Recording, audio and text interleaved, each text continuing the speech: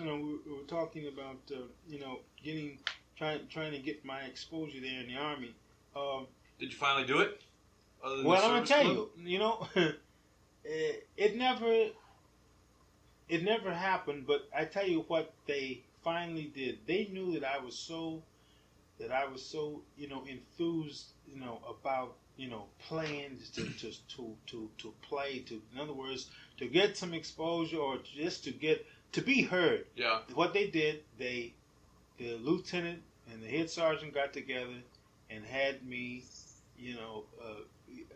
start like a little drum, as they call it, a little drum corps. Great. Yeah, and had me leading the guys out on formation. When every time we'd have formation, and going out to bivouac or whatever. If we're going, on maneuvers, they would have me to, give the military beats, and we'd all march out.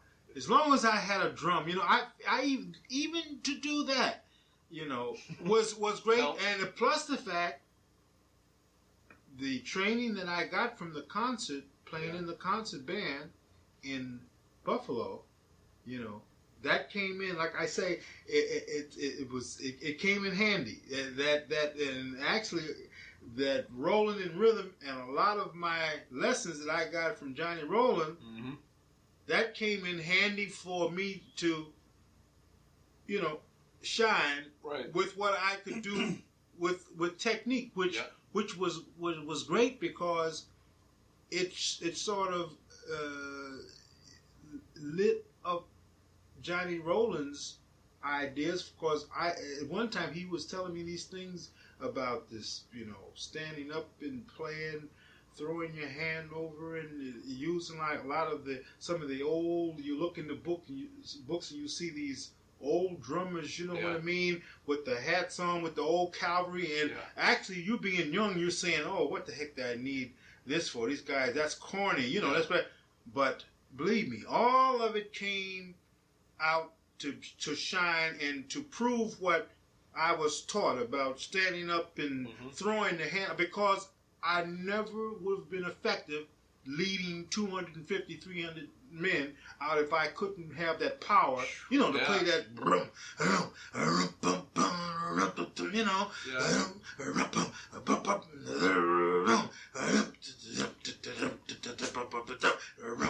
and they be talking about, okay, battery, and even though it was military, it was a relief. That wasn't what I was, anticipating. I wanted to get with a band to sit up and I could really play, but because of the fact that it was the fact that I had a drum, that helped me.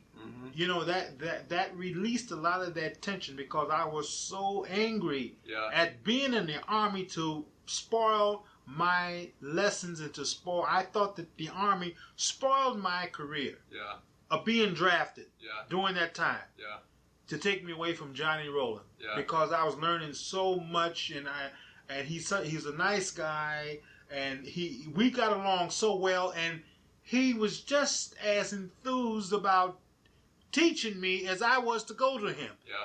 Which is still great. I mean, that's still that that makes it that much greater, because it wasn't about a thing where, teachers, even today, I hear a lot of young guys come to me and say, I go up, I won't mention any names, but I go up to this guy, he's teaching, but I'm just beginning to get, he tells me, oh, time is up, and this and that. In other words, it wasn't about the fact of a dollar, where right today, our teacher's looking, he's got this guy, 6 guys, and this guy is just trying to get to me. Oh, well, look, we'll get it next week. I gotta.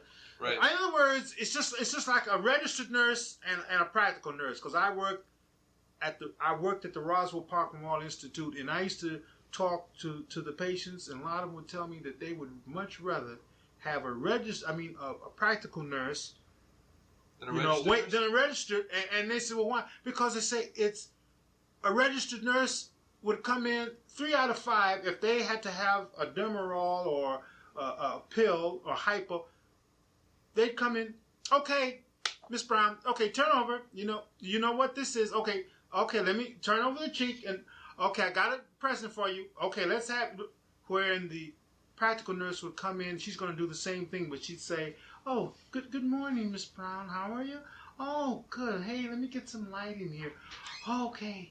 Hey, I got a little gift for you. You know what my little gift? Oh, well, it's not gonna be And then while she's injecting the needle, it'll say, "Hey, did you get a call from me? You said you was gonna," and zoom, do the same thing. Where the registered nurse would, well, that's the same as with the teachers. Mm-hmm. With the teachers of the drummers. Yep. They're like a factory. They get to be like a factory. Right. And John, that's right. John Rowland would have that thing. He would never speak of time. It was just like I felt with him as like being a practical nurse. Yeah. It wasn't a thing about, because I got there at 6 o'clock and then right at 6:30, right when I'm getting something, he said, hey, Frank, it's 6:30. Look. Okay, we were next week because I got Johnny Jones coming over and then after him so and I got to eat my dinner. It was never, even if he had to. Yeah. And I just felt, I'm like, God, I got this man from the Buffalo, and also he's with the Buffalo Symphony. I know the knowledge. Yeah. There's no ending. There's no ending to the knowledge. Yeah.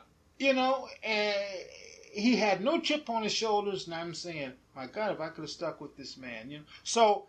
To get back, to why the source of me saying that is that in the Army, I wanted to I wanted to continue, I wanted to continue in the Army of playing, getting my exposure of playing. I played the military, I played in the military band, and then I was shipped down to Texas. I still didn't get in special service even in Fort Bliss. They sent me down to in Fort Dix. They sent me down to Fort Bliss, Texas, and I'm down there with 100-degree temperature.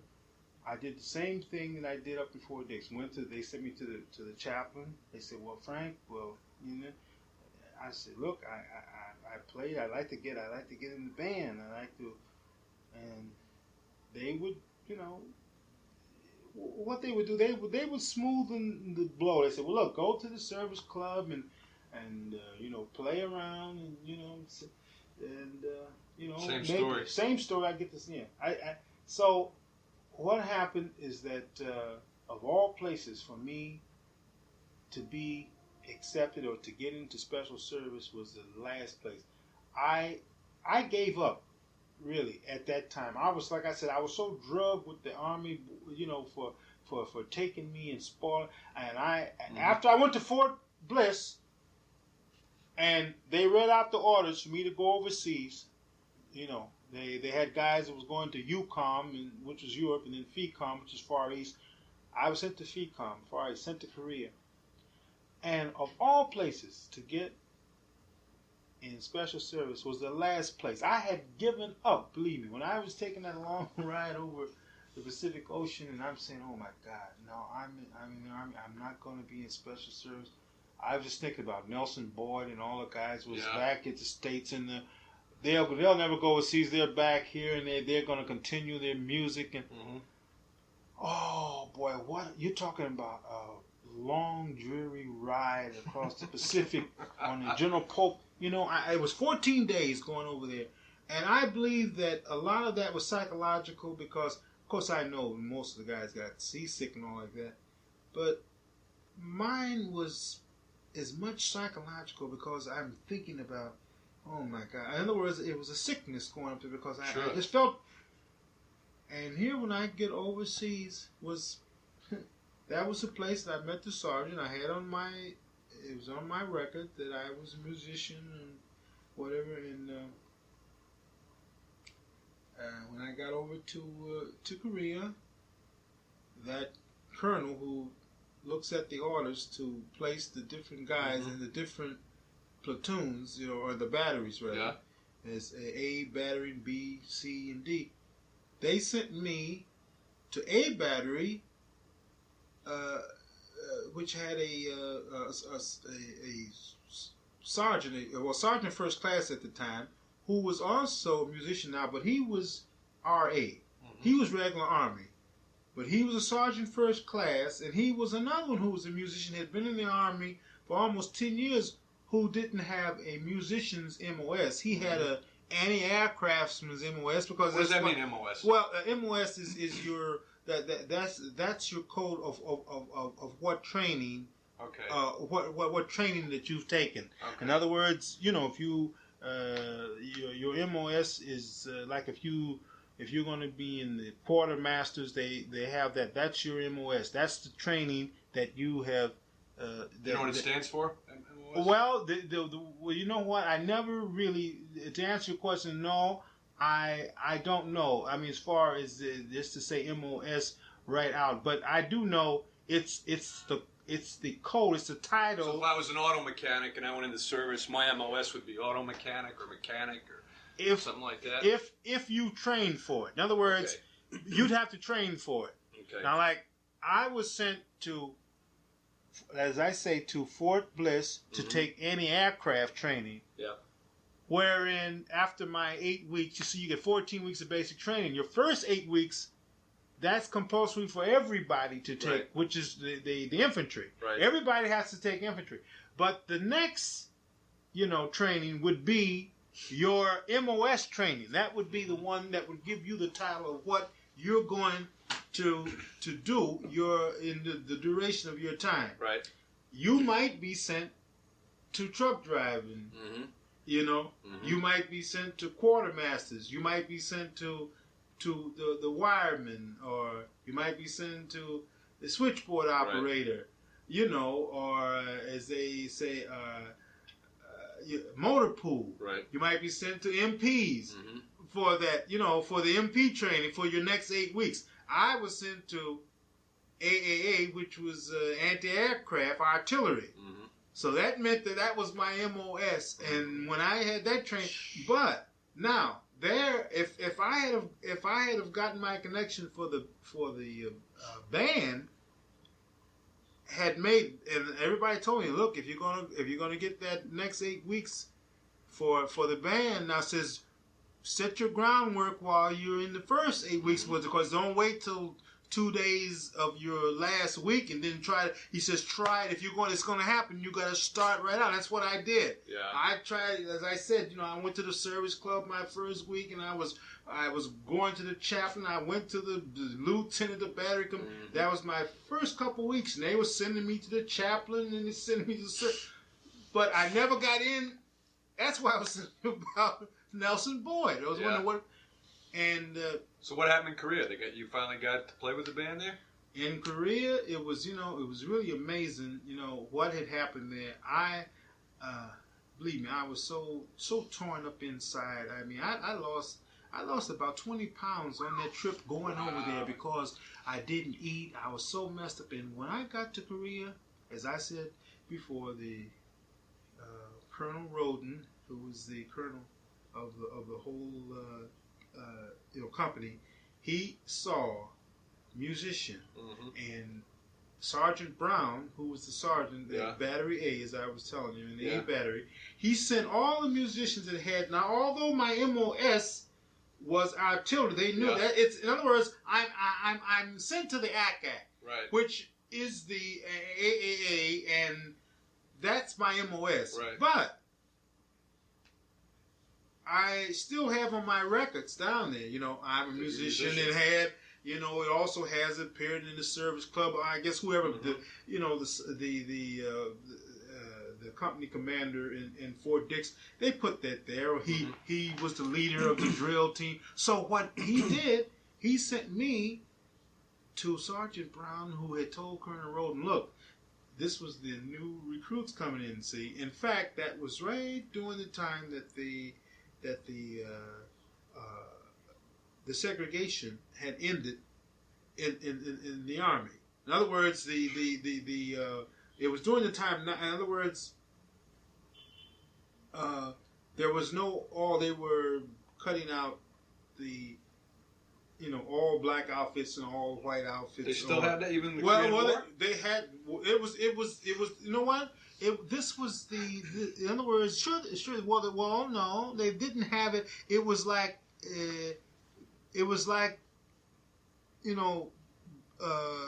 Sort of ironing out during that time. It was, during the Korean War, that they call police action, was during the time of the changeover. Yeah. Right in that little period on 53 and 52 and 53, because that's the time that I was in. Okay.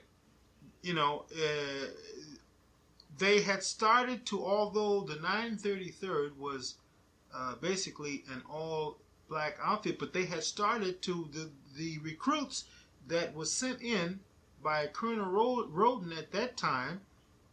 It was like ending the segregation, and it was integration. They integrated. Yeah. During that time, because they had started to send. It was all white soldiers came in, black soldiers. But anyhow, him looking at my records and seeing that it had said musician, and Sergeant Brown had said he wanted all musicians, because he wants to start a group, a band. Wow. Now, Sergeant Brown was a organist. Well, he was a versatile man. He was the head of that battery that I was in, and in other words, he came up through the field. He was a musician too, but he was a regular army man, and he wanted to be a warrant officer. Okay. He knew he had to make first sergeant. Then he knew after first sergeant, he had to make master sergeant. Yeah. Then after master sergeant, first sergeant, and from there he'd be warrant officer. And he was working, and he knew working there on the field would give him that rank faster. So he asked the company commander to send all entertainers or musicians or whatever to his battery.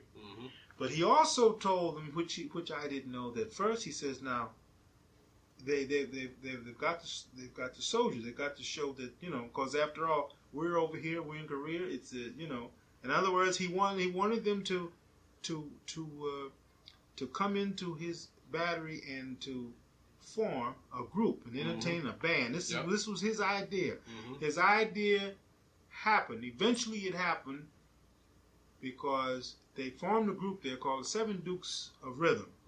After I got there. Now, when I first got there, they sent me out on the field in a gun unit because I had my training on the guns. And I went out on the field. I was in Suwon, Korea, and I was only 10 miles from the front lines. Only 10 miles now. And I was in a gun drill, and I didn't even know the sergeant was a musician. Didn't even know that. And in fact, when I first went into his battery to be placed, when they sent the orders in, I forgot to knock, and there's a lieutenant was there, and a sergeant was sitting there, and I come in, I says, Sergeant Brown, is this battery? He says, soldier. He says, have you forgot something? I says, he says, go back to that door and knock. And I said, because, believe me, you know what? I'm going to tell you, I was so peeved. Even when I was in Korea, I had given up on me, and that had taken so much out of me that I had really, at that particular time, had forgotten a little of my military courtesy. Yeah. And I thought it was him hollering at me like that. I thought, oh my God, how could this man? I'm so down, in the dumps about. I had in other words, a personal thing, but he don't know that. Yeah. He's there, and he's got to show that he can, can lead the battle. We're over there, and that's combat area. We're right there. Yeah. And he says, go back to that. And I said to myself, I says, that's the worst man in the world. I said, I gotta be in his company. I says, oh what? Oh yeah, he's hollering at me. I says, Here I got knocked out from my music, and then to send me to this son of a gun. Yeah. And I went back and I says, Private Dunlop reporting, sir. And the lieutenant, he says, no, that sounds better. He said, well, you going to forget your military courtesy? I says, I'm sorry, Sergeant. He said, "No, don't be sorry." He says, "Just don't do it. You know what your military courtesy is. You're in Korea now." Yeah. I said under my breath while he's telling me, I says, "Oh my God, I'm going to have a rough time with him." And it turned out to be the complete opposite. Yeah. He was a musician. He was the battery organist. He played the songs every Sunday when the guys Church, go to the wow. church. I didn't know he played a little trumpet. Mm-hmm. But the thing is, he was a soldier.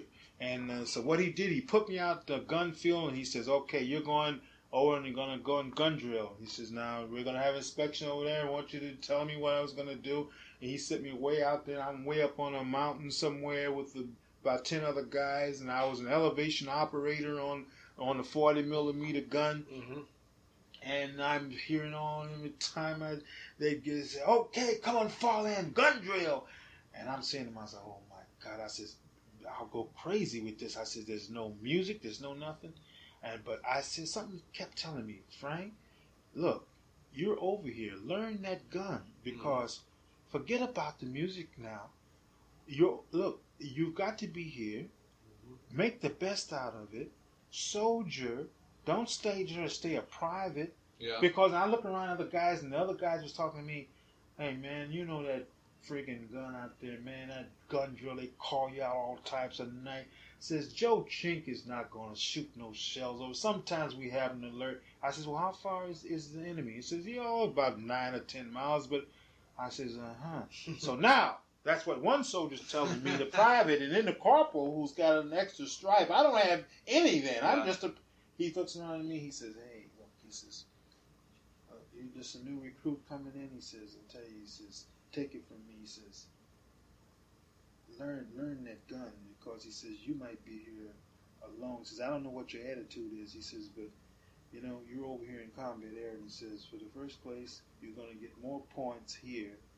And he says, "If you do what you're supposed to do," and he says, "and if you show that you want to be here, whether you don't want to be here," he says, "you might be here by yourself, and they call a red alert and say, if you don't know how to shoot that gun," he says, "that's your ass." He says, "So I'm just telling you." He says, "Look, he says, I got a couple stripes." He says, "But you said, you U.S. or you an RA?" I said, "No, I was drafted."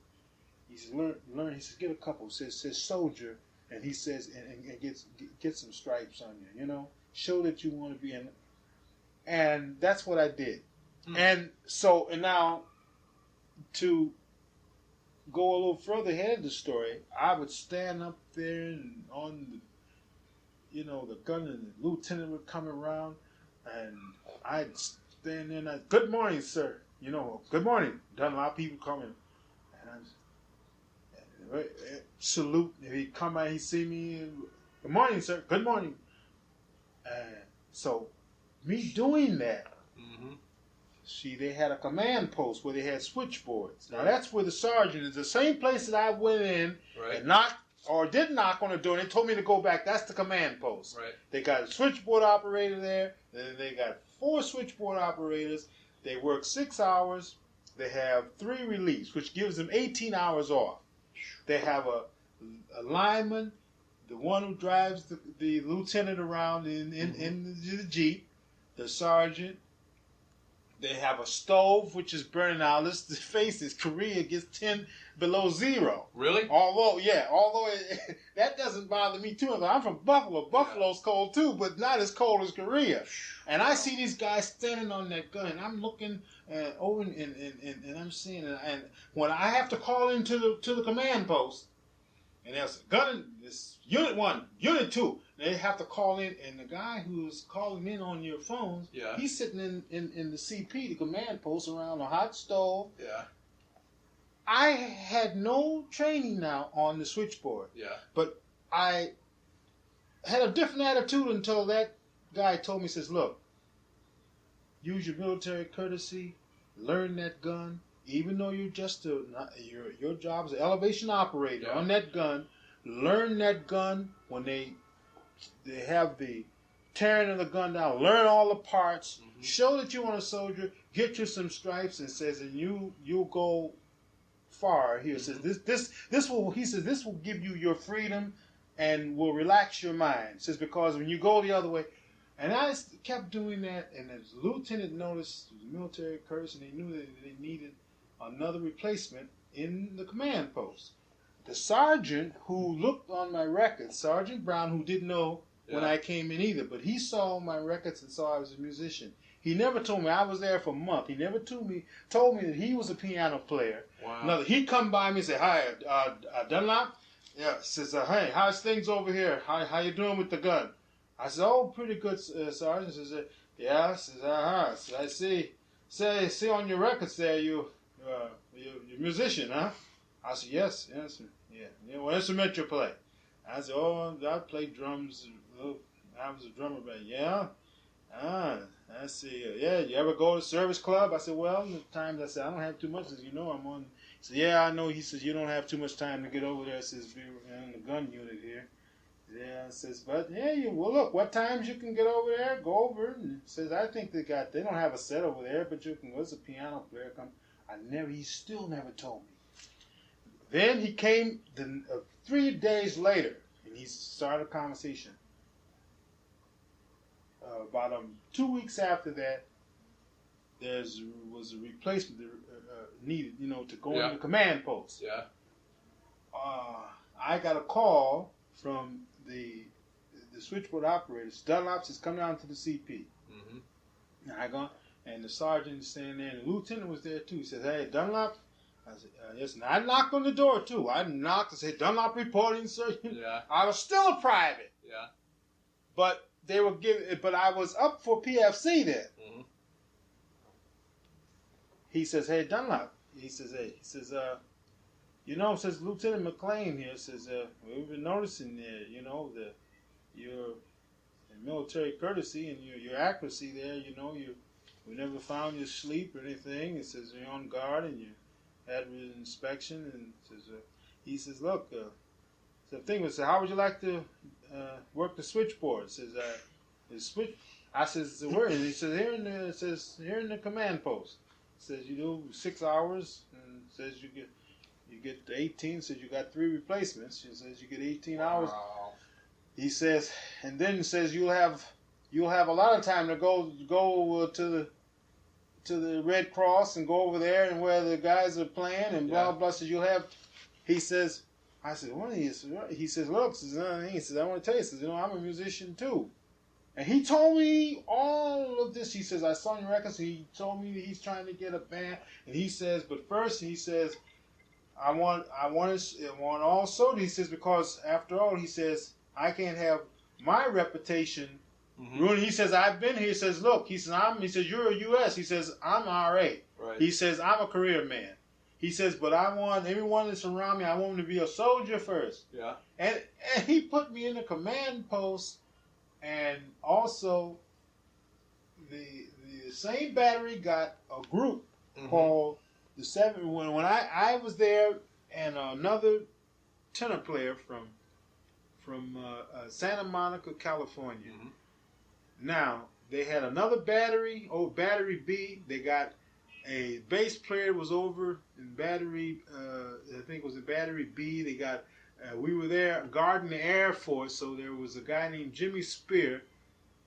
He's from Jersey, from Lodi, Lodi, New Jersey. Yeah. Who played alto. Good. And played good. And the sergeant made a band called Seven Dukes of Rhythm. We traveled all over the Far East. It turned out to be we won the jazz concert. Where we went around with.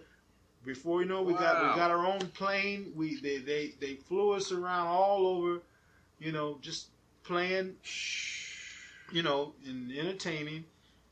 And that's the only reason I believe that I'm I have good sense now, because I knew that I probably would have cracked up. Yeah.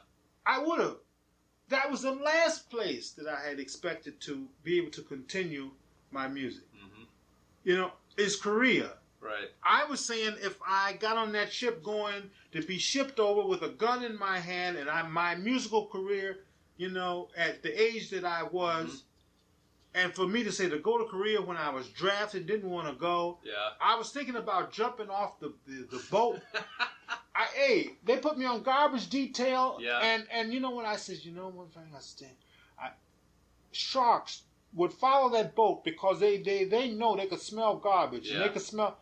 I was thinking in terms of just pushing that garbage off and sliding right up under the belt and going over the back of the U.S. Pope with that great big transport ship. Yeah. With that's how deep, you know, in the dumps my mind was about me going shipping me over to a country that I never knew of, never even studied. As far as I'm concerned, you know, it was on the map. Yeah. Taking me away, drafting me, taking me away from my music. Did you guys record with the band Seven Dukes Rhythm? When we got to, yes, we did. You still have the records? We got now that I don't know. They're probably, and I tell you who I ran into, who was also from I ran into Toshiko. Yeah. You know, Toshiko. I first met her. I met her before a lot of musicians here. Yeah. Before even Oscar Peterson. Yeah. Just as he gets the credit for discovering. I'm not saying I discovered her, but I played with her. Was she good playing jazz? She played in another Sleepy. Was a Kasamoto, that tenor player that was that early tenor player that was in Tokyo. I played with him in Toshiko before she even thought of coming to the States. Before Norman Granz thought about going over there to carry the Jazz Philharmonic, because you know. Oscar Peterson, you know, who said that he discovered, which he did, you know, as far... I didn't know that. He claimed... Yeah, well, because Oscar Peterson, they took the tour over there. That's when Norman Granz, they went over, I think it was Ely in Japan, and they discovered Toshiko. Yeah. Well, she had married Charlie Mariano. I know her first marriage was with Charlie Mariano up in Boston. Right. But I jammed with her, saw her show at the Ernie Powell Theater, where our group played too. That's how I met her. Yeah. Because we had a jazz show at the Ernie Powell Theater in Tokyo in 1952, and I met Toshiko, and she had 7 Japanese musicians, and I've always had great admiration for the kind of respect that the Japanese gave the woman. Well, they have a huge respect for women anyhow. But I'm just saying, with her being an artist, they looked up to her so much, by her having that talent. She was playing all that jazz and playing her canon. Really? Yeah. All of her men, every time she would solo, they would turn like half mast. She'd have 7 musicians, and she would be cooking, playing. Sometimes we'd be. Well, at that time she was playing 52nd Street theme. Yeah. 52nd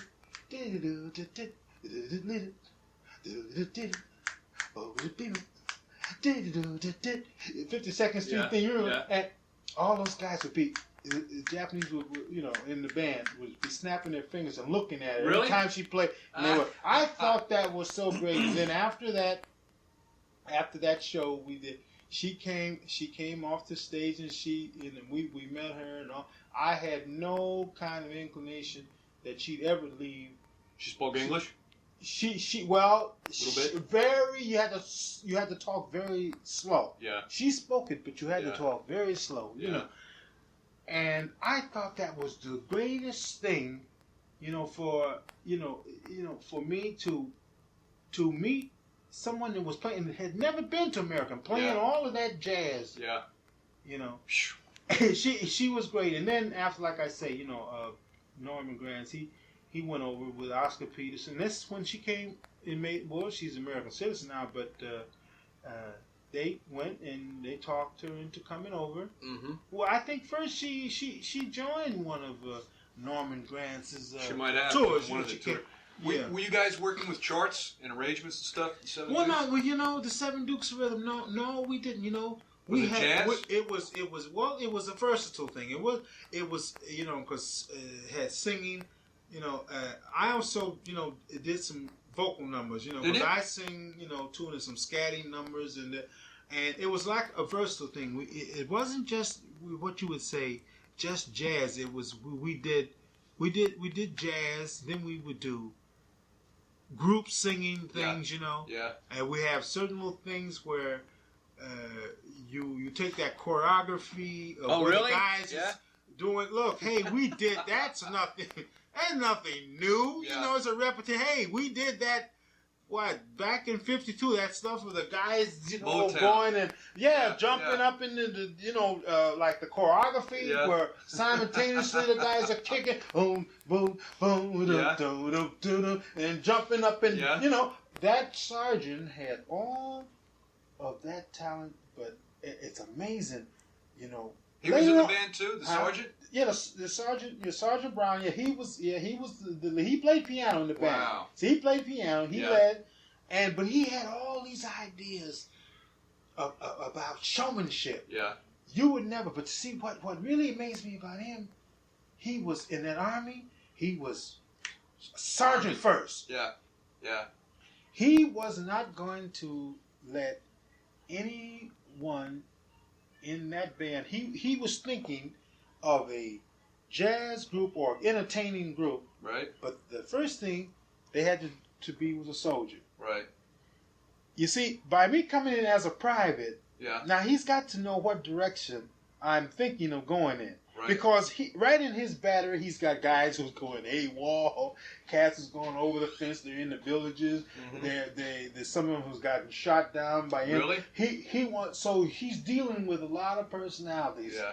He wants some good musicians, but the first thing he wants you to do is to let him know that you're. So first, he's going to see whether you're soldier. Well, he knows. He never let me know. He never let me know that he was a piano player. Yeah. He never let me know it until I was there. Cause he never let me know. He knew nothing about music. He didn't want me to know what his plan was. I'd love to hear some of that band. Get a hold of it. You know, I'm going to try to scrape some of it because we went everywhere. Yeah. And that's the reason, Scott, that I'm in a good have good sense today, because really that would have destroyed me. Yeah. If I had have gone over there to that battery, now we're in Korea, no music, and no music. Korea's a rock. Mm-hmm. We're Suwon. Now it wouldn't have been so bad if I could have stayed in Japan, because there in Japan, if I was hoping I would get orders to stay there in Yokohama. That would have been great, because when I got off the boat and all the guys are saying they got their full fuel pack, and you're looking over the boat and you're seeing these guys down there, they're in the MPs and they're in the quartermasters, and these guys who've got their orders to stay there in Yokohama, they're in the engineering, or if they are in the anti-aircraft, that's. Look, to get in the anti-aircraft there to protect Yokohama on their air base, you know what I mean?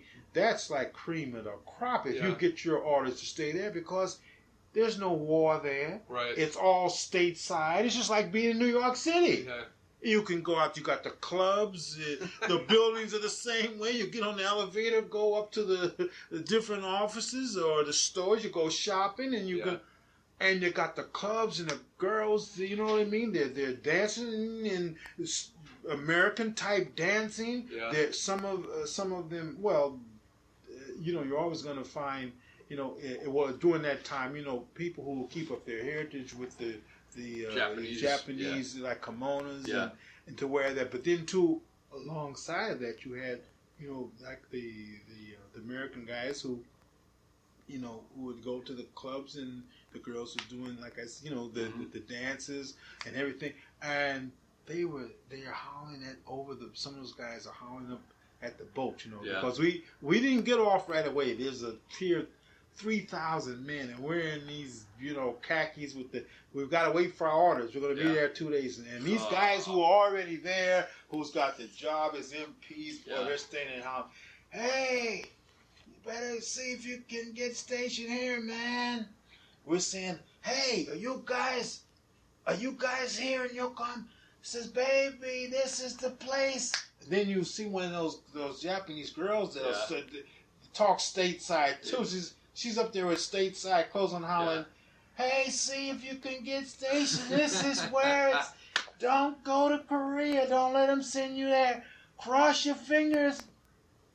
Hey, can you get me stationed? Can you get me stationed here? Yeah. I said, what can I do? I'm just a security man on the gate. Yeah. And you're saying, oh my God. And then when the big foghorn comes over, they say, some of you men will be stationed here in Yokohama. Mm-hmm. Some we're going to split you up in groups. Says, and as you know, most of you are needed over in FECOM in Korea, mm-hmm. because, you know, there was a war still going on, but we still need to, and you're saying, oh my God, I just hope my orders, you know what I mean? You want to stay. You want to stay. And in my case, by me being in the anti-aircraft, AAA, mm-hmm. but yet and still, I still got a break to be stationed in a stationary outfit. It's still over there. You're behind the lines. Yeah. If I had gone over as an infantryman, artillery, just plain artillery, field artillery, I would have been backing up the infantry. Yeah. With riding with as they say the portable gun, mm-hmm. shooting and going up. That would have been exciting, huh? Well, look, hey, and I was so. As it worked out, I still went to a stationary outfit where we were guarding an air base, the 71 Bomber Wing, mm-hmm. the aircraft. I mean the Air Force. Mm-hmm. We were 13 miles away from the front lines. We never got shelled or anything like that, So the Air Force, all the officers, they had their little huts, and we started to play around there. My first extra money was made by playing for mm-hmm. the Officers Club mm-hmm. with the sergeant. So once I got into the command post and the band form, we started right there in Korea, playing in the officers' lounge. We'd go and play, and we'd make, excellent. We'd make $5 was just like maybe making $100. A night here. Yeah. At that time, because that was your money. If you made $5 or $10, that's what they would pay us. We had about, like I said, we had 7 men, and we played, at the officers' lounge, because mm-hmm. And we'd sit. We hear the officers come and talk about their missions. They're supposed to have so many missions before they can rotate. And they come in, and, to talk about, they went up and they shot down a couple MiGs. That's not just like we're talking here. Wow. It's nothing for them. Hey, this is when you talk. Hey, how many you got there? Hey, Colonel. Hey, Colonel Johnson. How many? Oh, I can go home. I can go home now. I've had the night. Yeah, well, sure. I'm going to go up and look like it's just like the music. When they are involved in that, here's an officer. Nothing. Here, 27 years old. He's a full colonel. Because he can make rank just by going up and completing a successful mission. He can be first, that's what I'm saying. So you see in the Air Force, it's nothing. You see a colonel in the Army, he's like gray-headed and gray, got hair all down his ankles. Yeah. And when he gets to be, he's a lieutenant colonel. By the time he's a colonel or general, you know what I mean? His hair is all white. But that's the Army. But those little young officers coming in the Air Force, boy, here they're a captain. They're talking about, I'm going up to do a mission, and be my 50th mission, and this and we. And it was good because they would talk to us and would give me encouragement. Yeah. Really, I mean, they would give us. So what they did, they had a plane. They flew us around mm-hmm.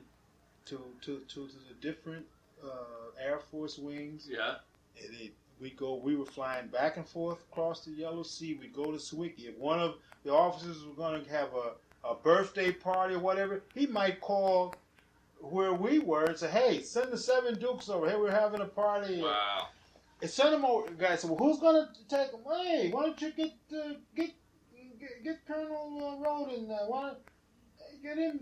Well, I don't know. Well, see if you can get Major Simpson. See what he doing.